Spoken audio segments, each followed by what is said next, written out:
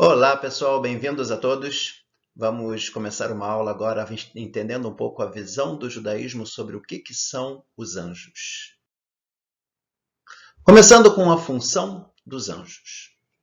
No Midrash, que faz parte da nossa Torá oral, disse Rabi Simon, não há uma planta sobre a qual não haja um anjo que bata nela e ordena que cresça. Ou seja, tudo que acontece no nosso mundo, até mesmo as plantas, passa pelos anjos. Um anjo responsável por cada coisa que acontece no mundo. O Malbim, um grande explicador da Torá, ele diz que isso é o que a gente chama do exército de Deus. É claro que é uma coisa metafórica, mas a ideia é que tem como se fosse um anjo responsável por cada coisa que acontece no mundo de acordo com as leis da natureza. É um anjo responsável que vai lá e faz com que a lei da natureza se concretize, faz com que uma planta nasça ou qualquer outra coisa. Ou seja, na prática, como funciona? Começa tudo em Deus, passa para os anjos e vem para o nosso mundo. Se a gente for explicar um pouco mais, de Deus passa para os astros e também para os anjos, que depois vem para o nosso mundo. A ideia também da astrologia, que a gente vai falar também numa outra oportunidade. Sobre o nome dos anjos, é muito interessante. Aparece no Talmud Yerushalmi. Rabi Shimon ben Lakish, ele diz que o nome dos anjos vieram da Babilônia. E, a gente se pergunta, como assim? Não está na Torá? E, na verdade, a ideia é muito interessante.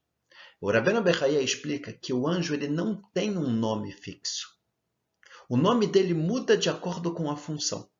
Ou seja, qual é o nome do anjo? É a função que ele vai exercer. Se a gente fala, por exemplo, Refael, que seria o anjo da cura, Refá é de cura, que Deus é que traz a cura. O nome dele está associado à função pela qual ele vem agir no mundo. E por isso, no Sichot Malachi Asharet, Rabbi Tzadok Cohen Melublin, ele explica uma ideia muito interessante. Até a Babilônia, a revelação de Deus estava conosco e ocorriam muitos milagres, de forma que não havia um nome fixo para os anjos. Cada vez ele agia de uma forma diferente. Após a Babilônia, o nosso mundo começa a agir de acordo com as leis da natureza, e nesse momento meio que se fixa o nome dos anjos. Agora cada anjo tem uma função fixa e determinada, de acordo também com as leis da natureza. A gente vai aprofundar um pouco mais sobre isso. Cada anjo tem apenas uma função, e este é o seu nome. O que é um anjo? Anjo não tem corpo ou forma física. Pessoal, qualquer imagem que a gente está acostumado, como eu coloquei aqui para vocês, de um ser com asinhas, ou auréola, ou qualquer coisa assim, isso não é um anjo da Torá. De acordo com a Torá, o anjo não tem forma física nenhuma. O anjo não tem livre arbítrio. Ele não tem nenhuma possibilidade de escolha. Ele vai fazer somente e unicamente o que Deus ordenar. Por isso eles são chamados também de Omdim. Omdim é da palavra Omed, que é parado, em pé, estático. Ele não tem como crescer espiritualmente, uma vez que ele não tem o livre-arbítrio. O anjo é simplesmente uma força espiritual que Deus manda para o mundo com um determinado propósito. O anjo é como uma colher. Vamos explicar isso bem, que eu acho muito, muito importante. Na verdade, o anjo ele não tem livre-arbítrio, ele faz exatamente o que Deus quer que ele faça. E seria como se fosse uma colher nas nossas mãos. A colher ela não tem nenhuma escolha própria. Ela vai se movimentar exatamente igual ao movimento das nossas mãos. A única coisa que a colher vai fazer é pegar o alimento de uma forma mais delicada. Na prática, o anjo seria isso. É um utensílio que Deus usa para agir no mundo, igual a uma colher, sem livre-arbítrio, sem vontade própria, sem forma física, de forma que não adianta a gente rezar ou pedir alguma coisa para o anjo. E aqui a gente responde uma pergunta muito interessante. Qual a diferença de um anjo para um santo? Muitas vezes dentro do cristianismo tem santos responsáveis por diversas coisas. E qual a diferença? A diferença é que no cristianismo eles atribuem uma força aos santos, ao ponto que eles rezam, inclusive, para eles. No judaísmo, a reza é somente e unicamente para Deus. E os anjos, a ação deles é como se fosse uma colher. Ninguém reza ou pede alguma coisa para uma colher. A gente pede para Deus que Ele nos dê através da colher. Ok, mas Deus precisa dos anjos? Caso Deus se revelasse no mundo de forma direta, o mundo inteiro não resistiria. Como ocorreu no Monte Sinai. Quando Deus teve uma intervenção direta no mundo, falou os 10 mandamentos para a gente não aguentou tanta revelação. A nossa alma saiu do corpo de tanto prazer, se conectou com Deus. E Deus ele colocou a alma de volta dentro da gente. Está escrito no terceiro dos 10 mandamentos, o mundo inteiro estremeceu. Um terremoto mundial. O mundo não aguenta tanta revelação. Então o que Deus faz? Ele manda uma força limitada para o mundo. Uma força espiritual limitada para fazer a sua vontade. E essa força limitada que ele manda para o mundo, a gente chama de anjo. Na verdade, a tradução de malar não é anjo, e sim é mensageiro. Um mensageiro para fazer a vontade de Deus, uma colher que Deus está mandando para o mundo de forma que o mundo aguente. É simplesmente uma força espiritual limitada, sem livre-arbítrio, que Deus manda para o mundo.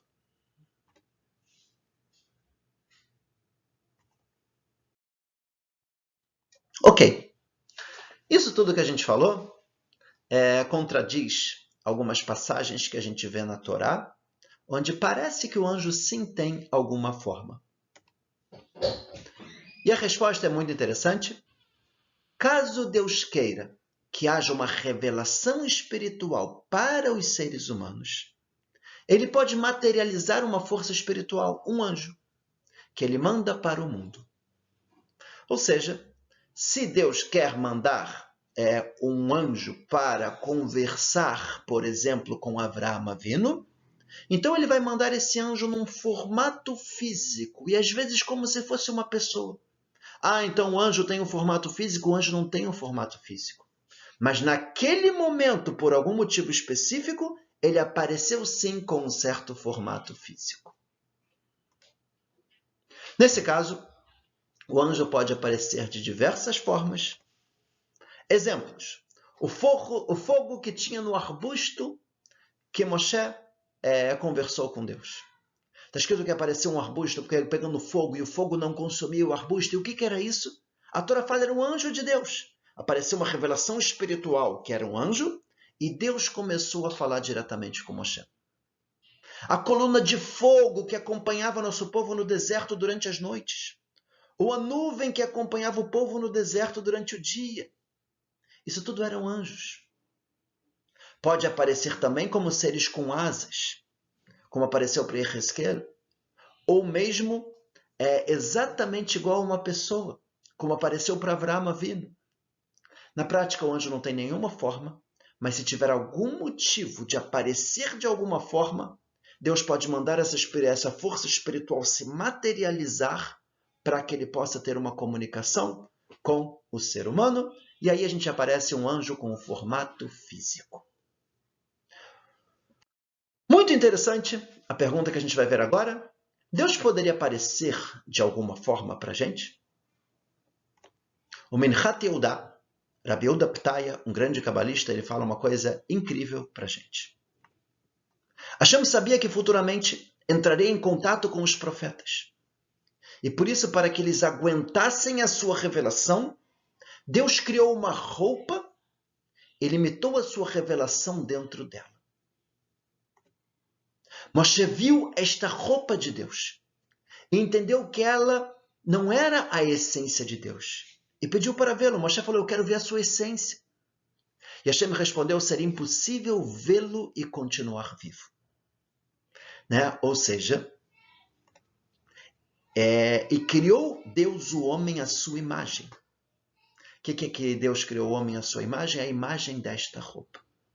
Ou seja, Deus criou uma espécie de forma, onde seria como se fosse uma roupa, que para se comunicar com os seres humanos, para que os seres humanos aguentem, Deus se revela dentro como se fosse dessa roupa, com um limite de revelação de forma que o ser humano aguente, e dessa forma ele se comunicou com Moshe Rabbeinu. O que seria essa roupa? Essa roupa é o que a gente está chamando até agora de anjo. Seria como se fosse uma colher. Na prática, tudo é Deus. Mas ele limitou uma força espiritual e revelou no mundo para que a gente aguente. Isso não é a essência dele. Seria como se fosse um mensageiro de forma que a gente aguente tal revelação. É claro e importantíssimo a gente frisar aqui que Deus é óbvio que ele não tem nenhum corpo, ele não tem nenhuma forma, ele é onipresente, mas quando a gente está falando aqui, a gente está falando de uma força espiritual limitada que Deus manda para o mundo para que a gente aguente. Mas é claro que ele é muito acima e não tem nenhum tipo de limitação.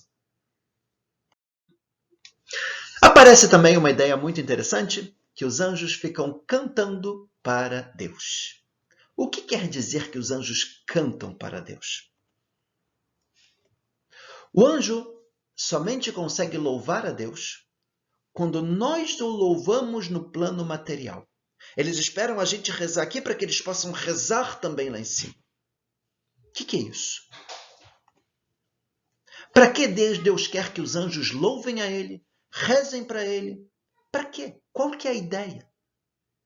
E aqui a ideia é realmente muito bonita. Existem anjos que são responsáveis em materializar o espiritual. Lembra que a gente falou? Tudo que Deus manda para o mundo passa pelos anjos? Então, no plano espiritual, onde tudo é espiritual, Deus quer mandar uma bondade, e essa bondade precisa se materializar no mundo físico. Isso vai se materializar também através dos anjos. Porém, existem anjos que são responsáveis em espiritualizar o material. O que seria espiritualizar o material? Pegar atitudes materiais nossas aqui do mundo físico e transformar numa coisa espiritual. A gente aqui no plano material, a gente vai, por exemplo, pegar um dinheiro físico e material e dar para uma pessoa que está necessitada. Isso é um ato físico e material. Tem um anjo que ele é responsável em levar isso para o plano espiritual, espiritualizar aquela ação. Eu vou colocar um tefilim, que é um couro de um animal, e fazer essa mitzvah. É um ato material. Vai ter um anjo que ele vai espiritualizar isso e levar isso para o plano espiritual.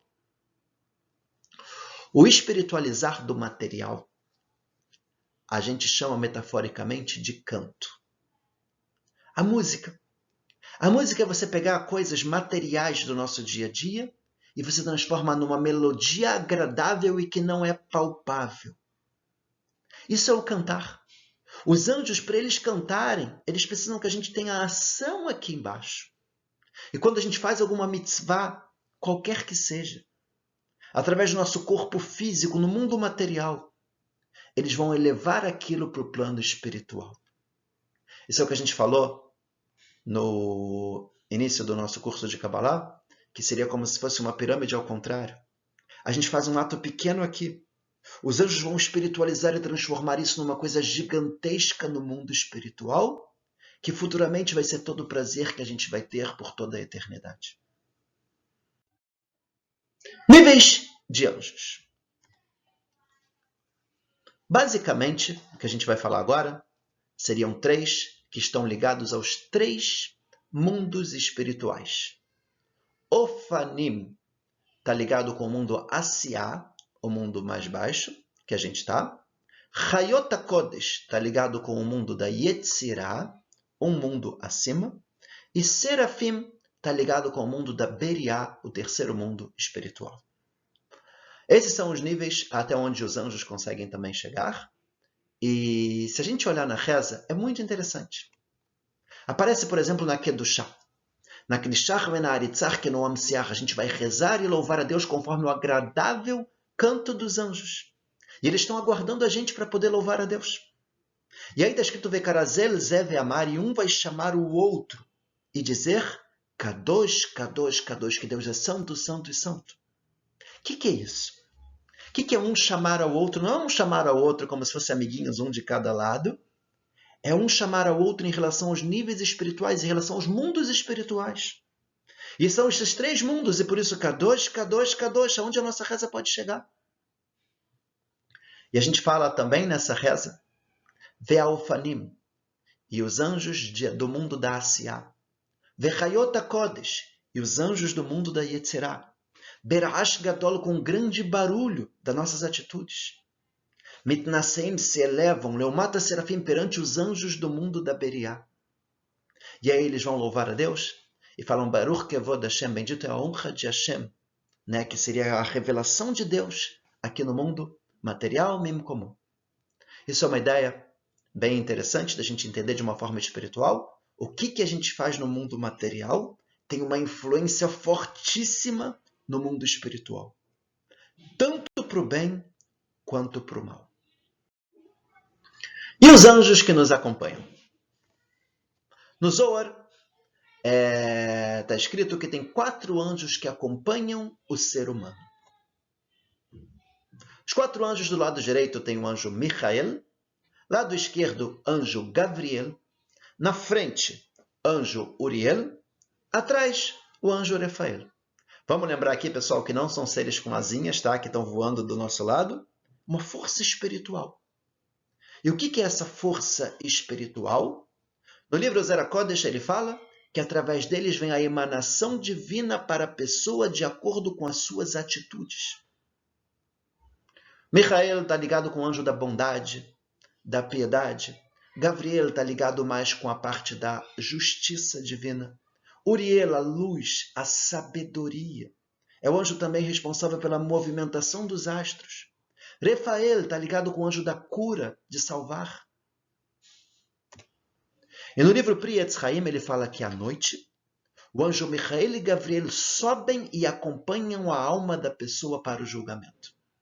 Quando a gente dorme, a nossa alma sobe, ela está sendo julgada por tudo que a gente fez durante o dia. E Michael lembra os nossos méritos e as coisas boas que a gente fez. Gabriel também tenta ajudar, ele lembra os méritos mesmo sobre atos errados que eventualmente a gente tenha feito.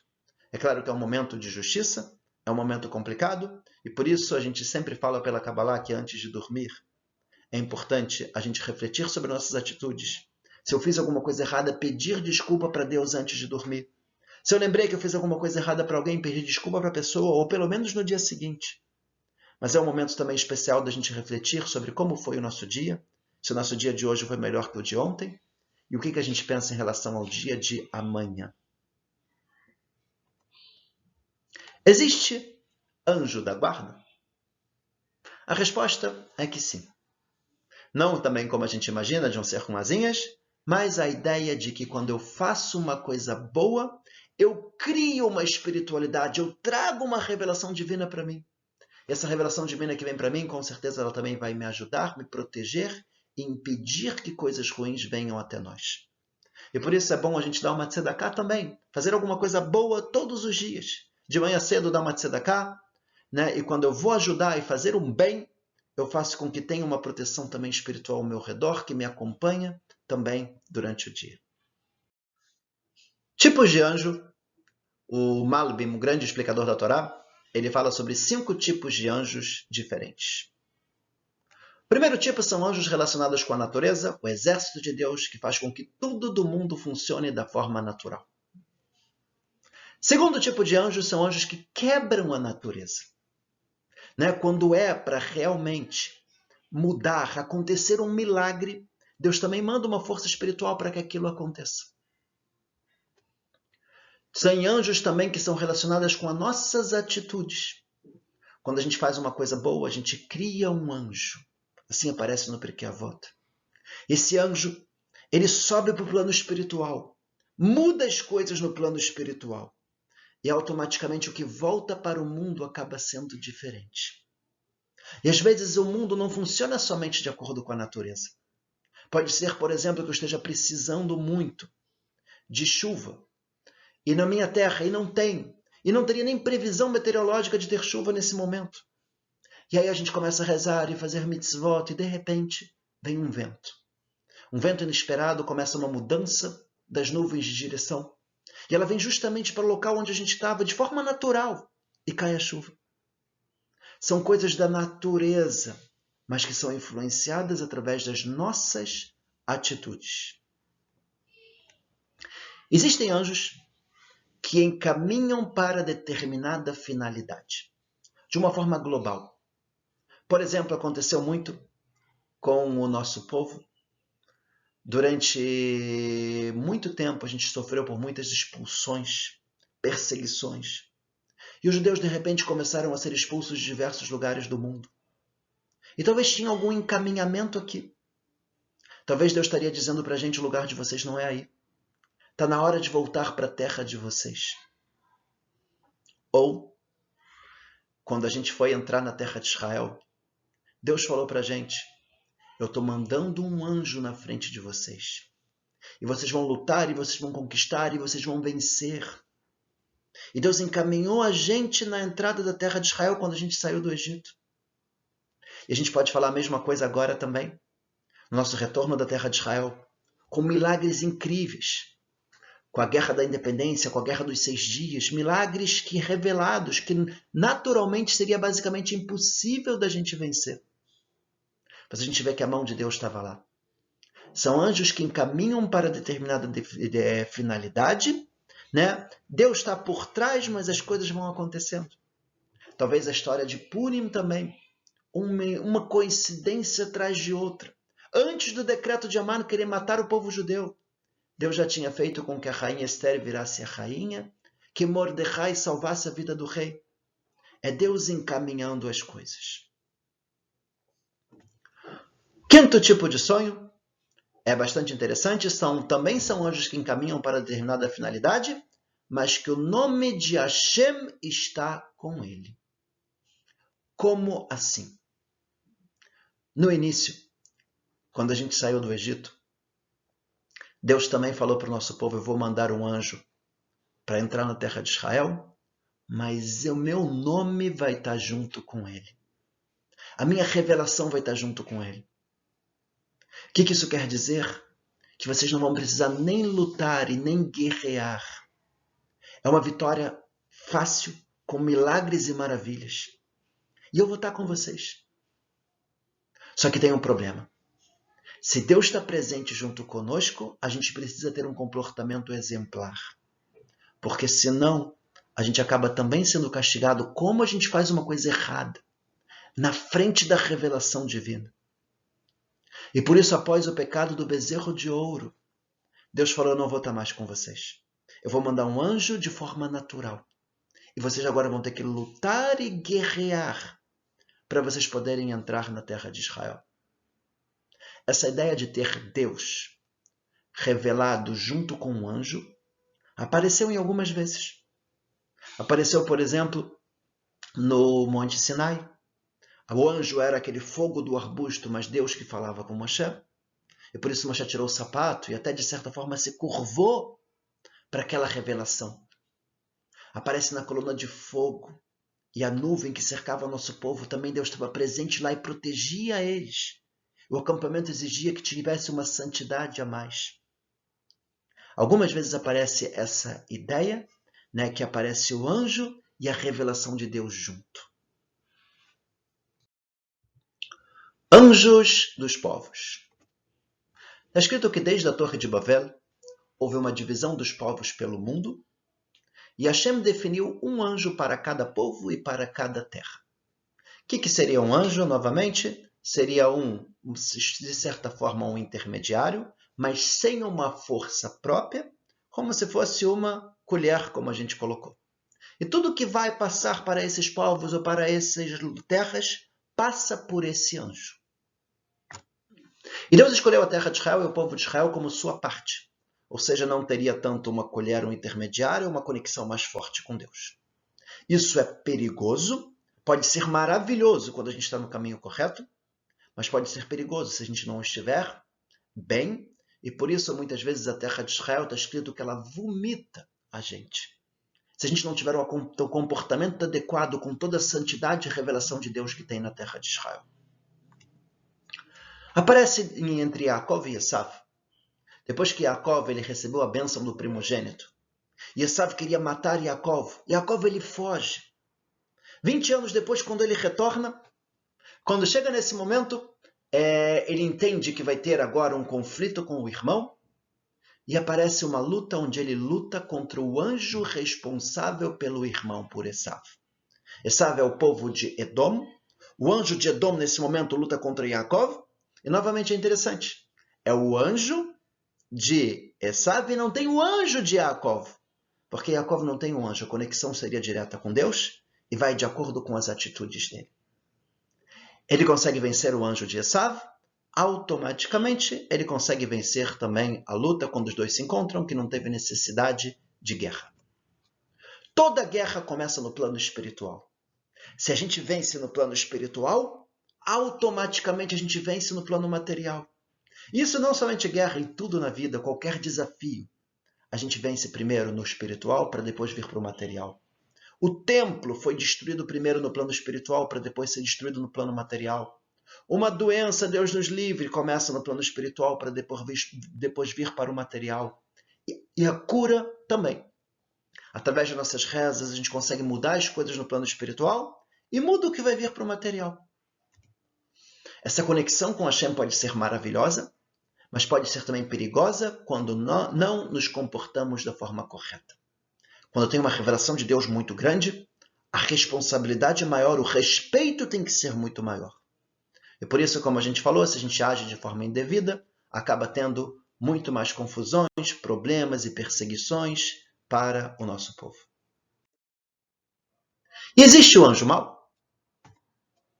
Se não há livre-arbítrio, o anjo só faz o que Deus ordena.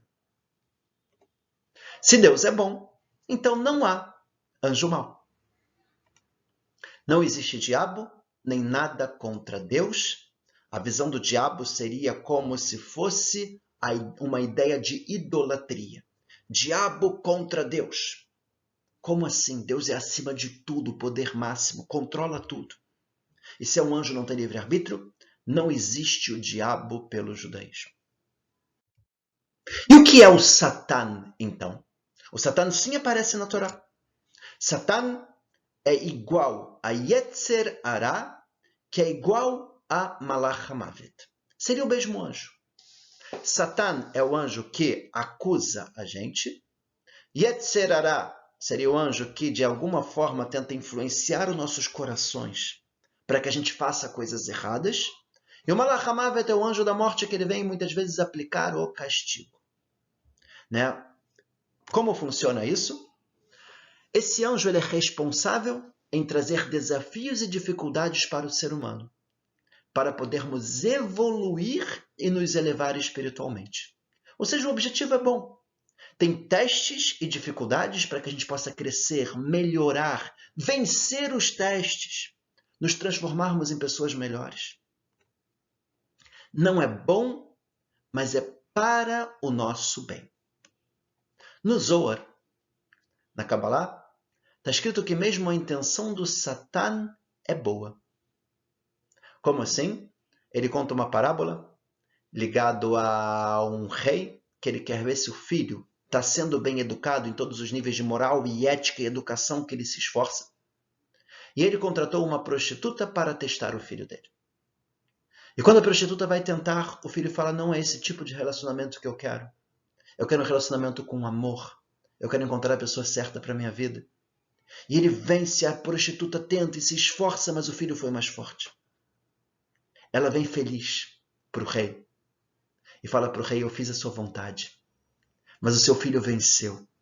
Ele conseguiu. Ela está feliz de dar a notícia.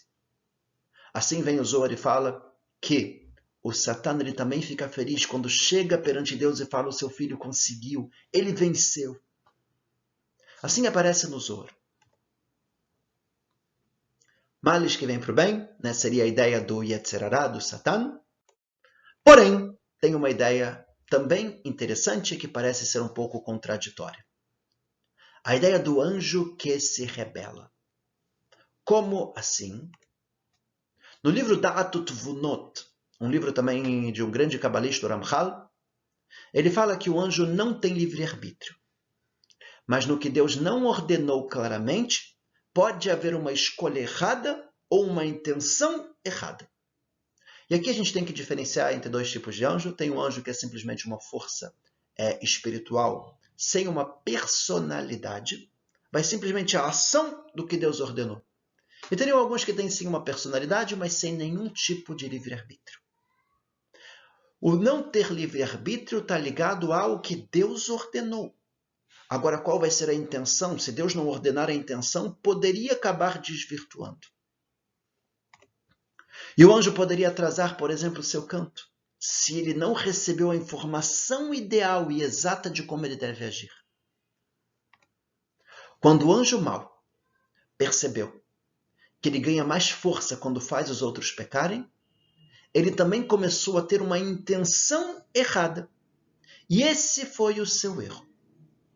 Ou seja, na essência do anjo, no plano espiritual, é claro que ele só quer saber a vontade de Deus e ele quer dar aquela notícia que seu filho venceu.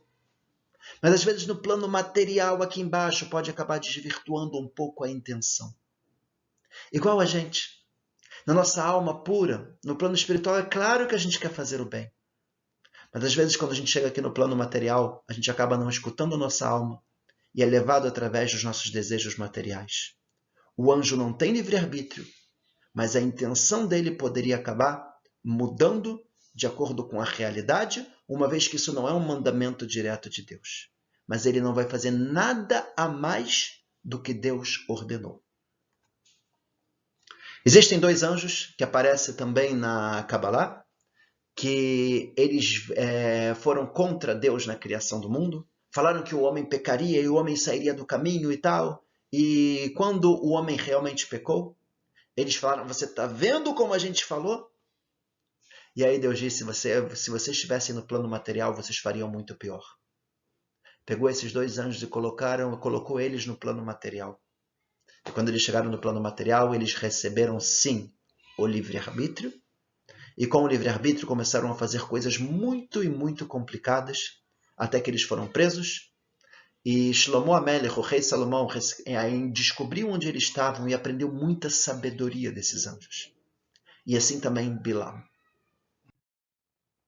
Para finalizar, quem é maior? Os anjos ou os seres humanos? O Nefesh HaChaim fala que o anjo é maior que o ser humano em relação ao entendimento espiritual. Ele está vivendo no plano espiritual. E a gente está vivendo aqui no plano material. Por outro lado, o homem é maior do que os anjos em relação ao livre-arbítrio, crescimento e a revelação de Deus em nosso mundo e nos mundos espirituais. Só o homem, através do livre-arbítrio, consegue trazer a revelação divina para todos os mundos. Os anjos dependem da gente. E só quando a gente faz uma mitzvah que eles vão poder louvar, engrandecer a Deus. A gente tem um papel incrível e muito maior do que os anjos. A pergunta é como a gente age. Se a gente está agindo da forma correta, fazendo o bem, trazendo a revelação de Deus para o mundo. Ou talvez a gente estaria agindo de forma errada.